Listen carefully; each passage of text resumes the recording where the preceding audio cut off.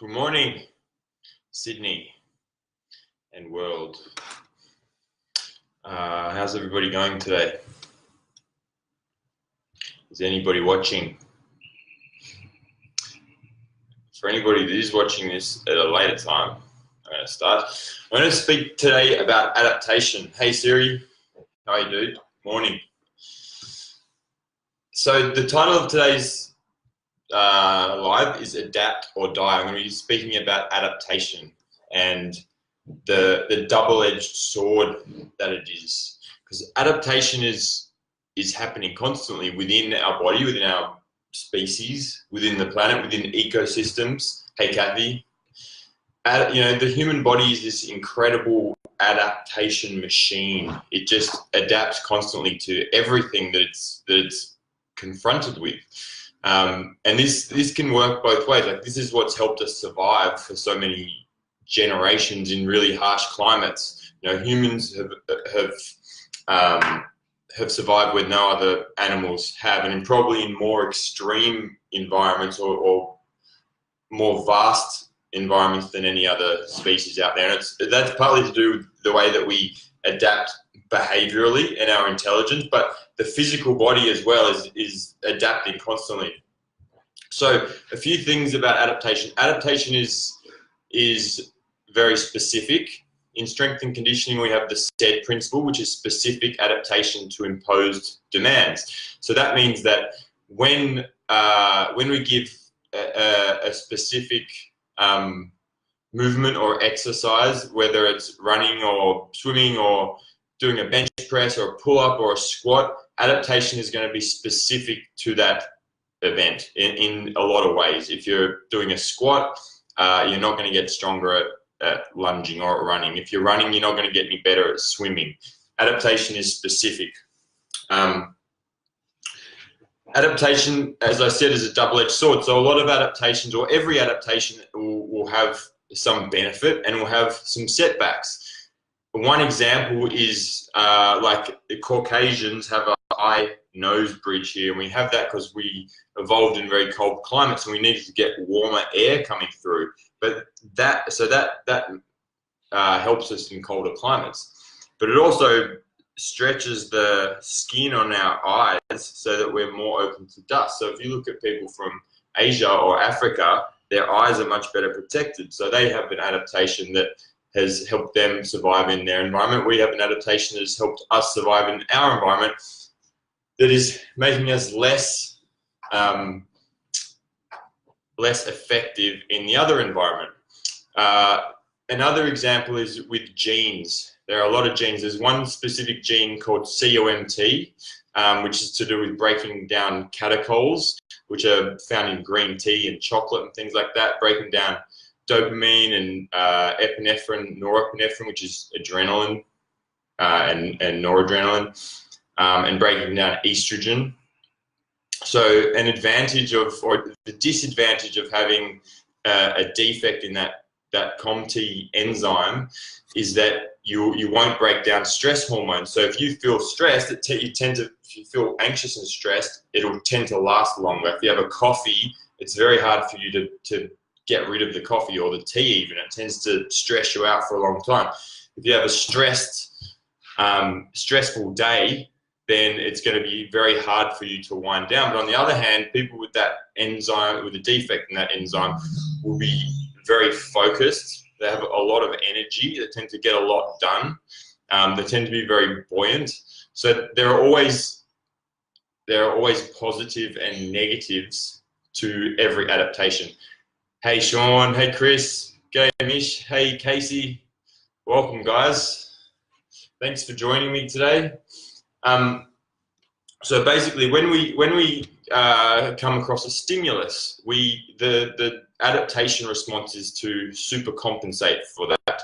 So an example is when you lift weights. Again, if you're say squatting twice a week over a year, and your load goes up from 30 kilos on the bar all the way up to 80 kilos on the bar. So every workout, your body is compensating. Your bones, ligament, tendon, fascia, muscles are all undergoing changes in order to enable you to lift greater weights in the future. Sean, I love that thing, man. The shark. I've never seen that before. So the other extreme of that is when astronauts go into outer space and they don't have the stress of gravity, and they adapt to being in a weightless environment. The adaptation there is for bone, tendon, ligament, muscle, fascia, your nervous system to atrophy and to weaken because it doesn't have the demands of gravity all the time.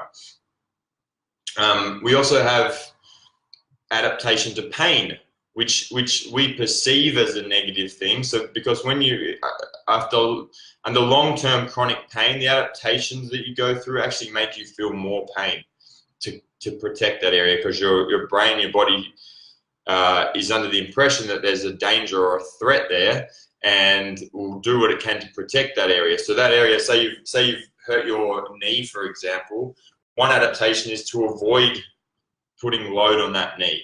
You'll shift over to the other leg and you have a limp. Another adaptation is the body will create more pain-sensitive nerve endings in that area. It will secrete more more inflammatory chemicals. It strengthens the signals going from those pain-sensitive nerve endings to your brain. It will upregulate sensitization of your whole system. So that's to protect you, but it means that you feel more pain. And sometimes adaptation gets out of control to the extent that you're in pain all the time when there's not even anything wrong. So there can, we'll adapt to certain stresses when we have the resources, meaning the nutrition, the time and rest, the resources like endocrine system function.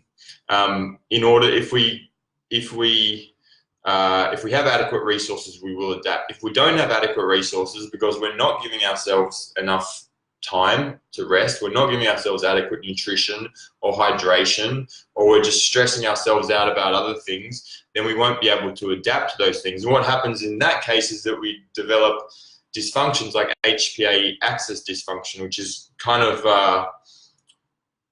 like a cortisol desensitization, where your body stops hearing the signals from cortisol, which is our primary stress hormone, because there's so much of it floating around your system. Or adrenal fatigue, which is very, very similar and very common. Or, overtraining, where you're training too much and not enabling yourself the time, not giving yourself the resources to recover, and so you can't recover, and you become overtrained, where you start to get aches and pains and you get weaker, or you're not recovering from workouts, you have trouble sleeping. It's very similar to the HPA axis dysfunction. So the reason I'm doing this Monday morning is because I thought it's a good time for everybody to ask themselves, to set themselves up for the week. I want you to ask yourself, what are you, or what am I adapting to this week? And I'm going to give you a few little things to think about. So one is sleep. Think about if you are not sleeping enough, what kind of adaptations go on.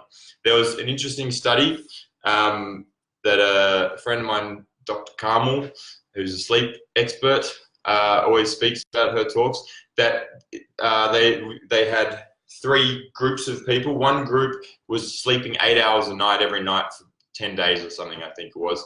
The second group hadn't slept for 36 hours, and the third group had slept for 6 hours for those 3 days, for those 10 days.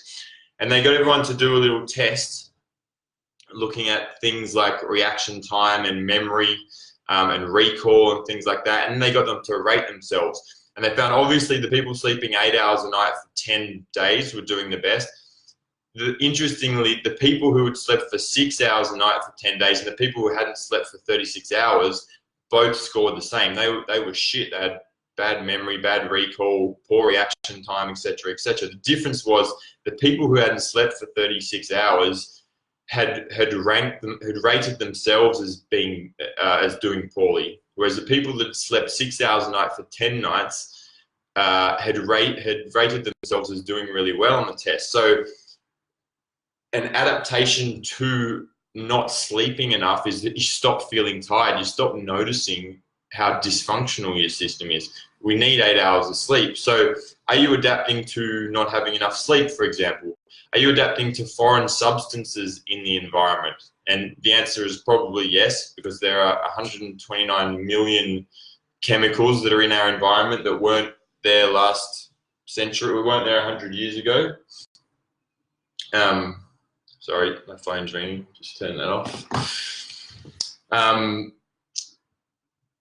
We can adapt to a certain amount of these chemicals. And an example is, if you look at my Facebook wall, I just posted a thing over the weekend. There was a guy in the US who's just been awarded $289 million by Monsanto for damages due to having cancer from using Roundup. So it's recently come to light that Roundup, which is glyphosate, which is on pretty much all non-organic food, is pretty much is causing cancer. So, the question is that Monsanto's done a lot of studies on glyphosate. I think they've done 800 studies that have shown that it's safe. And how they did those studies, I don't know. I haven't looked at them, but that might be the case in a certain amount of, to a certain degree in small amounts. Maybe in the amounts that glyphosate is in food, it alone doesn't cause cancer, isn't correlated with cancer. But when you look at that with all the other environmental toxins we're getting, there are other, preservatives and crap in our food. Hey, Tia, good morning. Hey, John. There's a whole bunch of other preservatives in our food. We have, toxins coming in our skin from the chlorine and fluoride that's in our water, and we breathe in huge amounts of chlorine when we shower, have hot water, have hot showers that aren't being filtered. If you're using shampoo and conditioner and soap and stuff that's not organic, you're going to absorb a lot of those chemicals into your skin, and any one of those things on its own might not be doing harm, but we can adapt to those things. But when you have 129 million different chemicals all coming in at the same time, it might be harder for us to adapt to that. There's a word I've recently come across called hormesis, and it basically means it's a low-level stressor or toxin that actually creates a positive adaptation. And an example of that is, alcohol. For example, if you have a beer once or twice a week, it could possibly have a positive net effect on your body. It will help you relax. You have, a dopamine rush because you're allowing yourself to sit down and do something you enjoy, in your reward system, you're rewarding yourself. Morning, Sylvia. So where was I? Yeah, so if you just have a beer once or twice a week, it could be a positive adaptation. Even the acetyl-CoA and the things in there that affect your liver, your liver may adapt by becoming more efficient. But if you're going to drink 3 or 4 beers every night, or half a bottle of wine or whatever every night, it then becomes a stress to the degree that you are no longer able to adapt to that. And what that is going to be different for everyone. And again, because the body summates stresses, if you're drinking every night and you're not getting enough sleep and you're overtraining, then you're less likely to adapt to any one of those stressors. Movement. So this is a big one. Are you adapting to, or is your ass adapting to being on a chair all day? Because if we're constantly adapting to everything, which we are, even our bone is laying down new calcium and phosphorus and new collagen fibers every day. So if you're just sitting on a chair where your low back is being compressed and it's in flexion, your discs are being deformed all the time, your hamstrings are in a short, tight position because your knees are at 90 degrees, your hip flexors are in a shortened position, you're going to adapt to the chair. And a lot of people do. I assess people all the day and I see those things: tight hip flexors, tight hamstrings, inhibited glutes, rounded lumbar spines. And this happens from sitting in a chair for too long, because your body is taking up the shape of the chair, basically. Shoes, I see this with shoes as well. When people wear these clumps of wood on their feet that we call shoes, what adaptation happens? It's the same as if you break your leg and you get a cast on your leg all day for 6 weeks. The muscles in your leg will atrophy, enabling the bone to heal where it needs to, but the bone and fascia and tendon and ligament and everything weakens because of the cast that's supporting it. It's the same with shoes. Anybody that looks at people's feet and looks at gait patterns will see that most people nowadays have very weak, not very functional feet, and it's largely from wearing shoes. The same goes for our clothing. Can you move in your pants, in your suit jacket? Whenever I wear pants, I make sure I can move in them, because you don't want to become the restriction that your pants have. You don't want to let your clothing restrict you. If you can only move that much in your suit jacket and you wear that suit every day, you're going to pretty quickly lose any range of motion beyond what that suit jacket allows you to do. It's the same with high heels or skinny jeans. Your body pretty quickly adapts to the high heels or to the skinny jeans, and you lose any range of motion beyond what that piece of clothing allows you to have.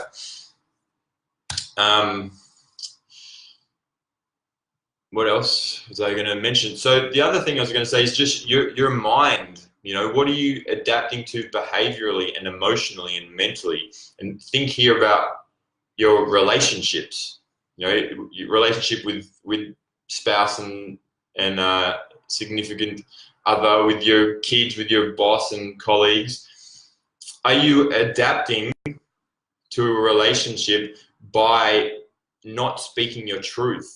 By quietening yourself down and not speaking up when something's important to you, out of fear of losing that person or losing the job or losing the friendship, or because you judge yourself or doubt yourself. Because that adaptation, what you're learning, which is an adaptation, is to not be your true, authentic self, and this causes a huge amount of stress. On the other side is, what if you go into relationships with the intention to grow and using that relationship as a driver for growth, making sure that you do express yourself authentically, and if you have trouble with that, using the relationship to learn how to communicate and to grow. Hey Kurt, welcome. Because relationships, they can teach us a lot about ourselves if we let them, but we need to be authentic and express ourselves authentically within relationships so that it serves us and serves our growth and serves both people's growth. So my take homes for today, to make sure that you're adapting favorably to your life. One is get to bed on time. We should be sleeping from 10:30 to 6 roughly. At about 11 p.m. you'll have your biggest surge of growth hormone. It's about 3-4 hours after the sun goes down. If you're not sleeping, you miss it, or it's delayed sometimes and smaller, but often the net effect is decreased growth hormone, which is really important for recovery. Drink filtered water or spring water. Go to a spring and collect your own water. Get a good filter. Get a shower filter. We want to get rid of chlorine and fluoride altogether. This stuff is really important. As I mentioned before, our environment is just, we're swimming in new chemicals nowadays.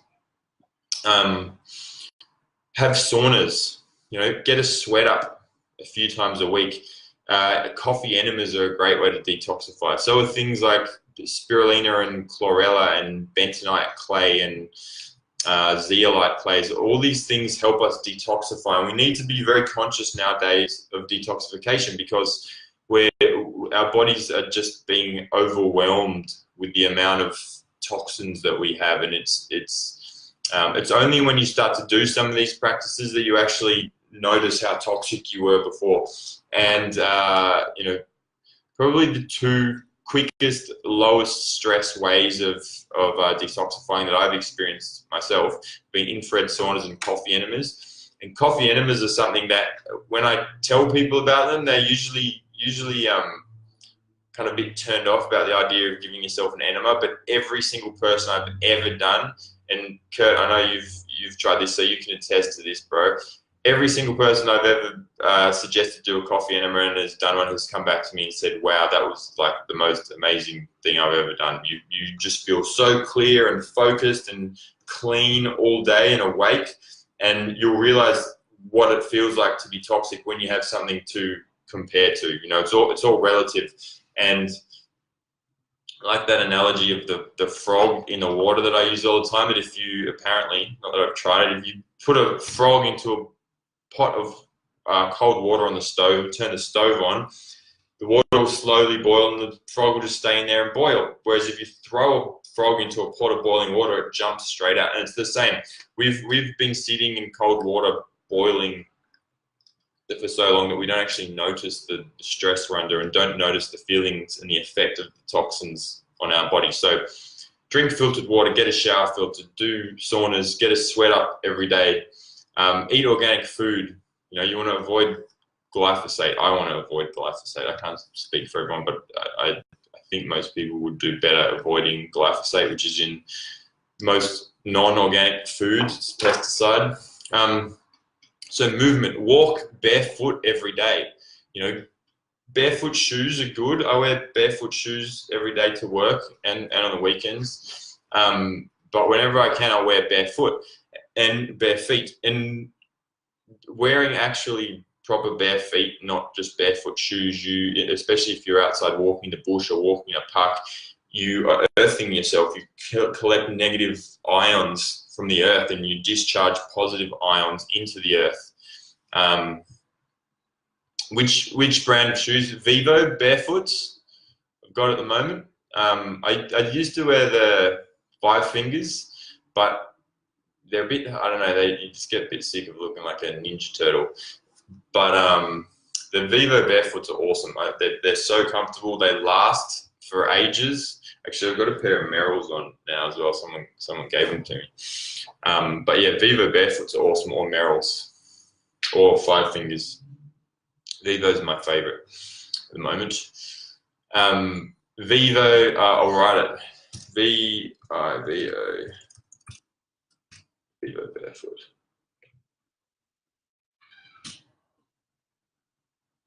Yeah, I think as a practitioner, Kurt, you can. They've got a program. I'm on it. You can just email them, and you get 50% off a lot of their styles. They've got a separate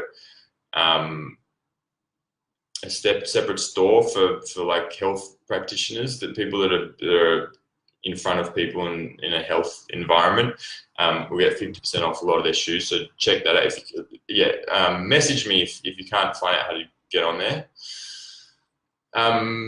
So yeah, wear barefoot shoes or get outside on the earth, barefoot on grass or on the sand at the beach or something like that to earth yourself. That's a really healthy and a very grounding practice.